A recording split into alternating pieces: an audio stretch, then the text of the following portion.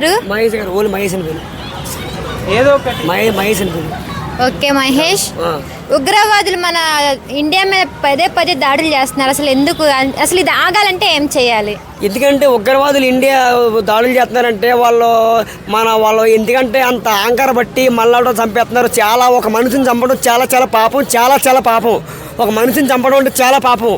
ఉగ్రవాదులు ఏదో పాకిస్తాన్ తెలుసో తెలియకో బాట పోతే ఇండియా మొత్తం పాకిస్తాన్ హిందువులు మొత్తం పోటీ హిందూ చంపేస్తున్నారంటే ఒక మనిషిని చంపడం చాలా చాలా పాపం.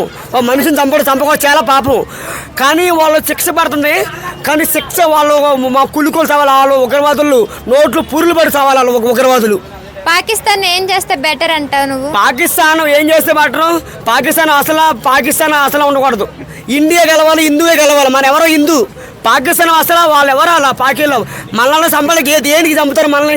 అసలు చంపడం వాళ్ళు ఎవరు తప్పించామా?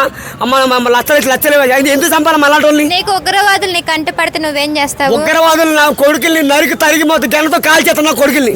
అసలు నీకు గన్ను లేదు కదా నీ దగ్గర? గన్నతో నాకు కత్తులు ఉంటాయి కదా, వాళ్ళ కత్తులతో మహా చంపుతా నా కొడుకుల్ని. నువ్వు కత్తితో 2 అడుగులు వేసే లోపల వాళ్ళు గన్నుతో కాల్చేస్తే అంత ఫీల్ లేదు.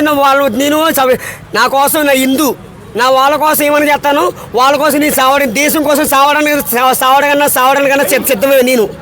అసలు ఉగ్రవాదులు నువ్వు ముస్లిమా హిందూ అని అడిగి మరీ చంపేశారంటే నీకు ఎంత బాధ వేస్తుంది? ఇప్పుడు కరెక్ట్ ముస్లిమ్స్ హిందూ అని అడిగి మరీ చంపారు కదా.